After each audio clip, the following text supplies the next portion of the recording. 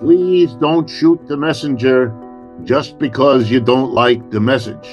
I am not responsible for the conditions that we face as a nation today, but I am not going to sugarcoat what the situation is.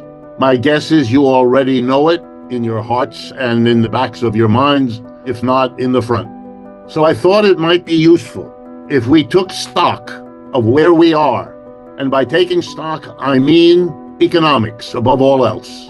That's a core part of our situation about which Americans are extraordinarily poorly informed. I do believe we are at a major transition point in the history of the United States and probably of the whole world.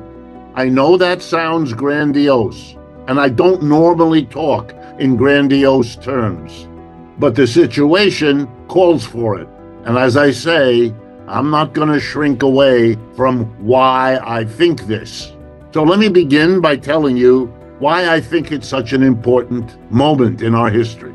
For most of the last 50 years, roughly since 1970, the dominant economic reality of the global economy and of the United States as the major player and shaper of that global economy in the last 50 years, that period can be characterized by many names, but the one that economists use is the phrase neoliberal globalization.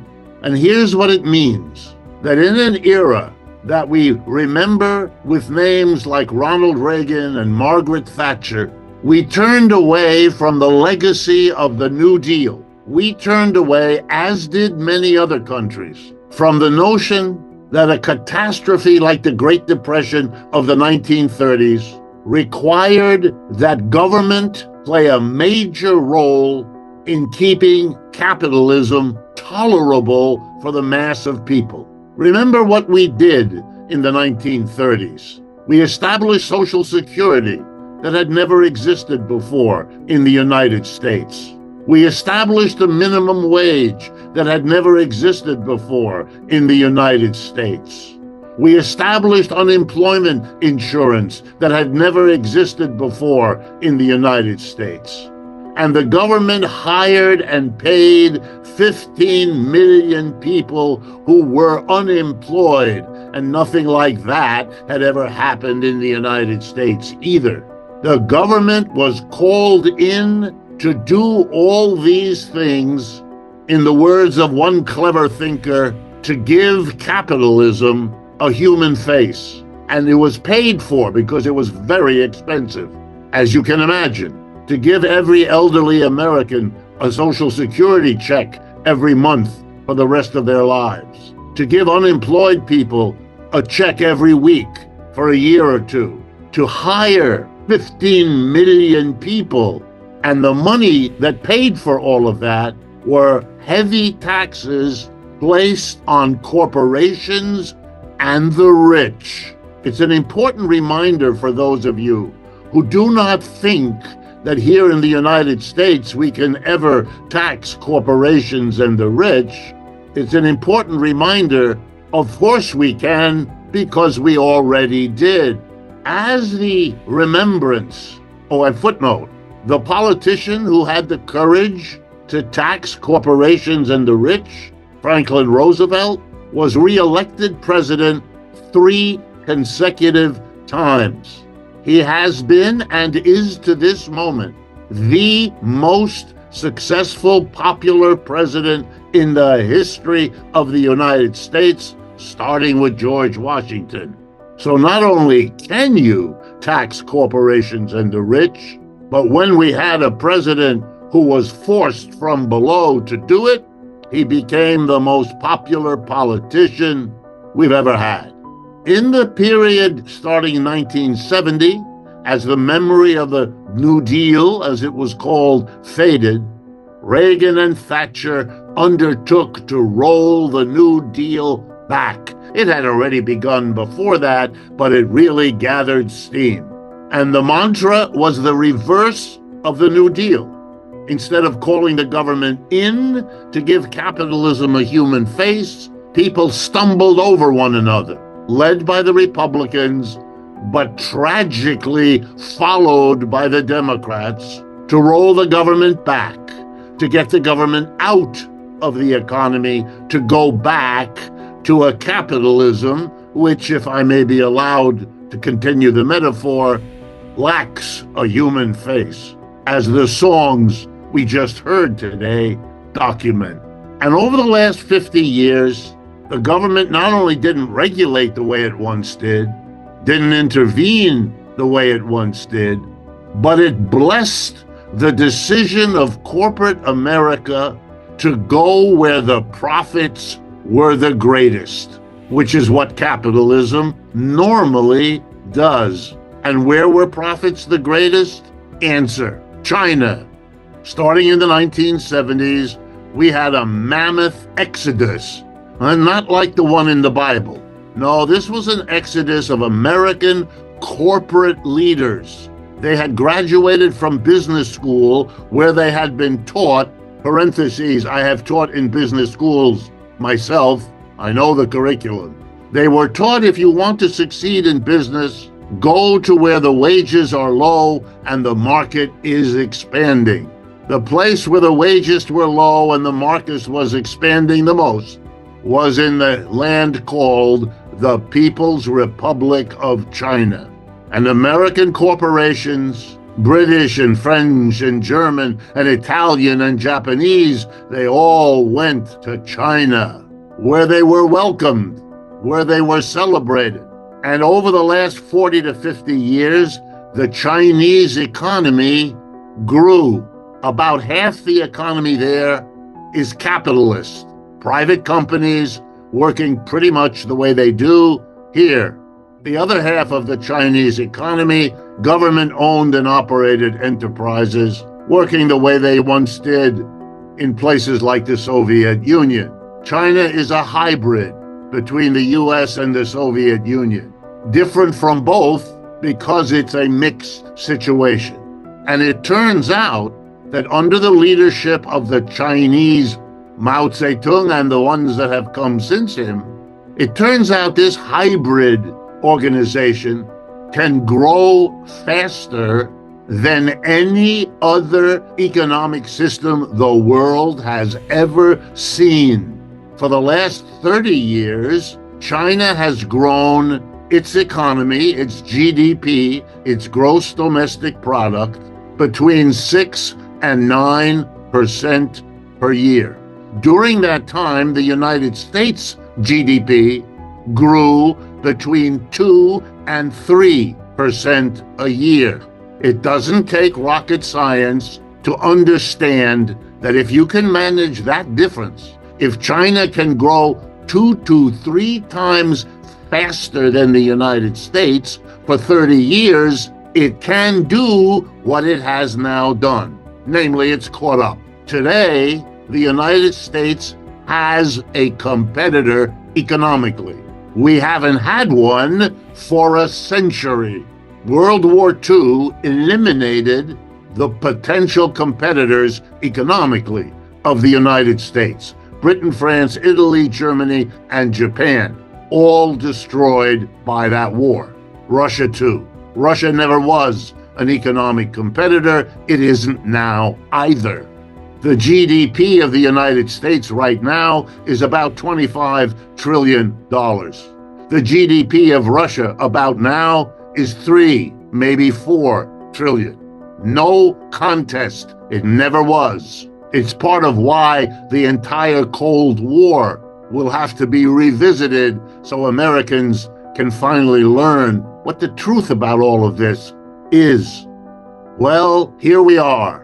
And what has happened has been that the United States now faces, for the first time in a century, an economic competitor.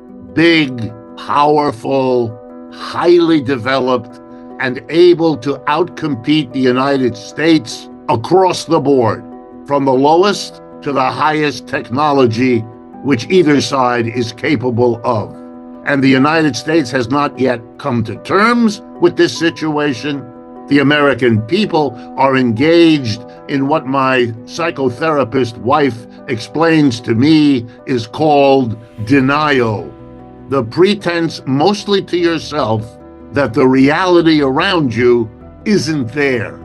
It's best understood when glimpsing a toddler confronted by a scary barking dog, and the toddler puts his or her hands in front of her eyes, comforted by the thought that if you can't see the dog, it isn't there.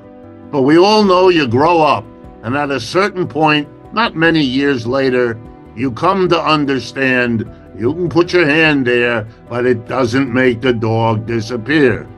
China's going nowhere. China is growing. By the way, lest you think any of this is in the past, let me give you right now what the rate of growth of economic output is for 2024. These I'm about to give you are the estimates of the IMF, the International Monetary Fund, which monitors all of this. Economic growth for the United States, 2024, 2.8%, right on target with what it's been on and off for a long time. The economic growth of People's Republic of China this year will be 4.8%, nearly double. And the economic growth of India will be 7%. The next time you hear an American politician or you read in an American newspaper how the American economy is doing better than anyone in the world, please remember the word denial. That kind of statement, which I encounter almost every day, is the exact equivalent of a toddler putting fingers in front of her eyes or nose in hoping that the scary dog will go away. Not only have the Chinese outgrown us, but they have built an alliance with other countries that are recognizing that what was true for the last 75 years, a global economy dominated by the United States as the country that came out of World War II with no bombs that fell on it other than Pearl Harbor, and less damage than any other developed country. The Chinese have built an alliance called the BRICS, B-R-I-C-S. You don't hear as much about it as you ought to. It started a few years ago, Brazil, Russia, India, China, and South Africa, 5 countries. A year and a half ago, 6 more joined. And 3 weeks ago, 13 more joined. The BRICS together is more than half the population of this planet. The United States is 4.5%, not 50% of this planet. The total output of goods and services in the BRICS is significantly larger already than the total output of the United States and its major allies, known as the G7. The United States, Canada, Japan, Britain, France, Germany, and Italy. So now every country in the world, every company in the world is reassessing and redesigning its strategy for the future. And what do I mean? They're redesigning because the dominant player in the world of the last 70 years, the United States, isn't the dominant player anymore. There is a bigger player, richer player in the BRICS, which means if you're going to build a railroad in your country, you don't just go to Washington or London or Paris. You may go to them, but you're going to ask them what offer they can make, and then you're going to compare it to what you can get from Beijing, New Delhi, and Sao Paulo. And in case after case, the choice is made to go with the BRICS, not the West. So what do I mean? I mean to tell you all that if you ask me to tell you what is the biggest reality we now have to face, it's the end of the American empire. What we inherited from the British, because they had the last empire before this one, is now over, and there is zero chance it's coming back. It ought to have been a central issue in the presidential election we just had. Instead, the two candidates and their parties worked overtime to practice denial. No such a thing. The war in Ukraine, just to take one of countless examples, will show you how costly this denial is. When the war begins in February of 2022, President Biden told us, along with all of his officials, Russia would be brought to its knees. The Russian currency, the ruble, would collapse. The entire West would side with Ukraine against the Russian invasion and would defeat the Russians. None of that happened. Every part of that prediction proved false. Why? Because the way Russia was to be brought to its knees was by denying the market for Russian oil and gas, whose export the Russians depend on. It's a major industry for them. And they exported all of that energy to Western Europe. When the Western Europeans, under pressure from the United States, closed their markets to Russia, the expectation was that Russia would collapse. Instead, Russia went to its allies in the BRICS, above all China and India, and arranged to sell to them the oil and gas they no longer sold to the Europeans. As a result, Russia is growing faster this year than the United States, and it has grown at a faster rate than the United States throughout the war. You couldn't be more mistaken than this. That's what it means if you deny a reality. What we know about the history of every other empire that also grew, was powerful, and then died was that the ride up as you're growing is a lot more fun and pleasant than the ride down when you're dying. The ride up was the 20th century, which many of you, like me, lived through. We now have to figure out how we descend when our empire is dying. What the United States is doing is typical. Denial has always been there. You can travel to Britain today and encounter no small number of people who still imagine that the British Empire is still there. Witness the inauguration ceremonies for King Charles, who's the king of nobody. What is this? Here's how it works in the United States.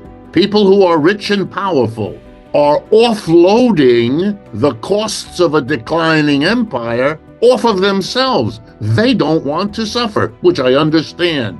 But if the economy is going down, which it is, and the people at the top are keeping theirs, which they are, then the rest of us, the middle class, the lower classes, the poor, we're going to be taking it on the chin more and more. And let me give you just a few of the examples. The inflation we just went through, that's a way of lowering the standard of living of large numbers of people, which they felt acutely as they went and paid $6 for a dozen eggs or everything else. They know they're suffering. My guess, no chance for Mr. Trump without that inflation. It gave him the victory, and it cost Kamala Harris the loss. But it's not the only thing. Let me give you other examples which an economist stares at with astonishment. The minimum wage at the federal level in the United States right now is $7.25 per hour, a sum of money on which nobody can live. When was the last time it was raised? 2009. That's 15 years ago. In every one of those 15 years, inflation raised the prices here in the United States of food, clothing, shelter, and everything else. Some years it went up a lot. Some years it went up only a little, but it went up. And what did we do to the people to whom we paid the lowest salary? $7.25. We didn't raise it. Republicans didn't raise it. Democrats didn't raise it. You know what that is? That's cruel and unusual punishment given to people whose crime is that they're poorly paid in the first place. What kind of a country does that? A declining empire whose rich and powerful are busy offloading the costs of that decline onto everybody else. Here's another sign. Our real wages have been stagnant for 30 to 40 years. In other words, if you measure, as we do in economics, the average wage in dollars paid to American workers, and you adjust that to the prices they have to pay when they spend their wages, it's been going up somewhere around 0.5% a year. That's called stagnation. That means your wage isn't going anywhere. By the way, in contrast, the average real wages in the People's Republic of China have quadrupled over the same 30 years. If you want to understand why the government in China is secure, why it is powerful, why economic growth there is celebrated, I just gave you the statistic. Their average wage quadrupled. The average wage in the United States went nowhere. That's not even close, friends. And if you didn't know that, since everything I'm telling you is easily verifiable in 1,000 government statistics, then you understand what I mean by denial. We are therefore experiencing in this country an extraordinary deepening of inequality. At the end of World War II, the United States was less unequal than European countries. Today, we are more unequal than every European country. How did that happen? Well, on the one hand, when corporations went to China and took advantage of low wages and a growing market, it made a fortune for those corporations and therefore for the top 10% of Americans who own shares. Just a footnote. The top 10% richest Americans own 80% of the stocks and bonds. They did well. The rest of us, we are experiencing a declining empire, which those at the top don't want you to think about. They're managing it quite well. We cannot. That inequality, together with the inflation, gives you Mr. Trump's victory and the bitterness and divisiveness that is suffusing this economy. And still, nobody willing to face these realities or to speak about them. Let me conclude by telling you that this is important to understand not only as our past and not even only as our present, as in the election we just had, but also in our future.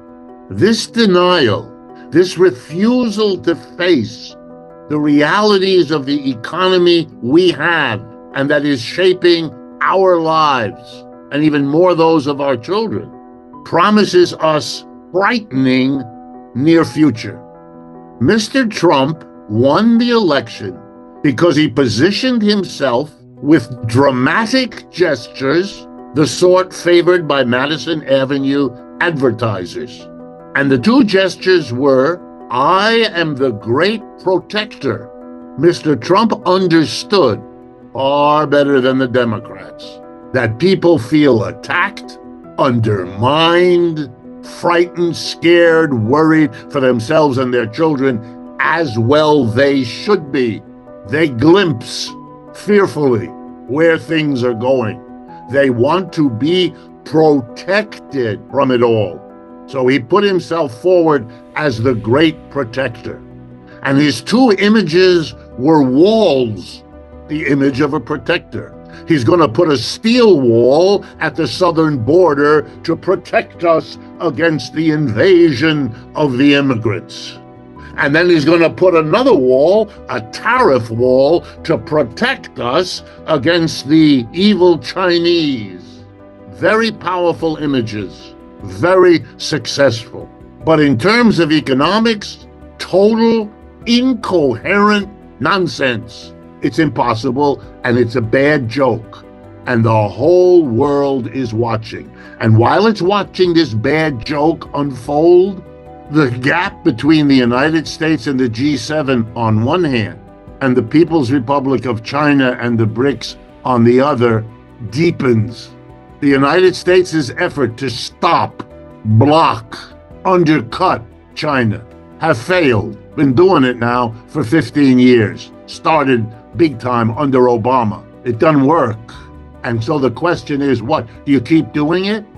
When the United States' people wanted to become independent of George III, the dominant king of the great British Empire, it ended up in a war, the War of 1774, 5, and 6, our Independence War. And to the surprise of everybody, the British lost. In 1812, they tried again, and they lost again. After that, the British decided, okay, we'll have to work out an arrangement. And the United States arrangement was, you're independent, you can take Latin America. That was the Monroe Doctrine that happened a few years after that. And Britain took the rest. Asia, Africa was theirs.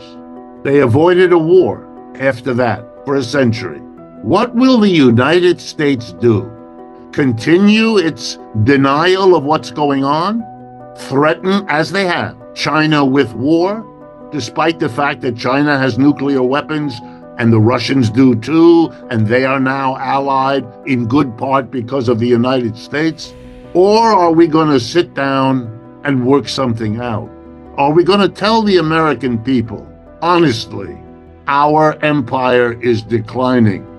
The next one looks to be Chinese. Or if it isn't Chinese, it's going to be a multinational replacement for the kind of dominance that the Persians or the Dutch or the British or the Americans operated. The world is changing very fundamentally. We are living, as I said a half hour ago, at a time of enormously profound change. And our job as Americans is to stop behaving childishly in this game of thinking that the problems I've barely sketched don't have to be worried about, because we can continue to act as if we were in charge in the way we were in the 1960s and 70s. We aren't. Nothing like that. The war in Ukraine is lost. For those of you who don't keep track, is over, except for signing the documents. Russia won, Ukraine and the West lost. The war in Gaza isolates the United States. Indeed, what historians will say when they look back on this time will be that the United States undertook to isolate and neutralize the dangers after World War II. First in the Soviet Union, then in China, then in the global socialist world, nowadays in what are euphemistically called authoritarian societies. But the end result of the plan to isolate the rest of the world going through these efforts was to isolate the United States itself. We and Israel are standing all alone in that part of the world. And the Europeans, whose world is collapsed, they're economically a basket case. And you know why? What the major reason is that Europe is gone as a player? Because they relied on two things: exporting to China, which the Chinese don't need, and cheap energy from Russia, which they have turned away from. So the energy costs make European production uncompetitive. They have to pay too much for energy, and they can't sell in China the way they once did. They're done. Germany, which used to be the engine of European growth, is now the laggard dragging it down. It really is extraordinary, folks, that what you have thought about and assumed is now over. And it takes courage, but also a sense of realism to say, now we are going to talk honestly about our situation and try to find a livable way forward. The alternative, well, I don't want to spell it out. You can figure it out for yourself. but I hope you will not hold against me that I have told you how this situation really is, rather than comforting you with more denial.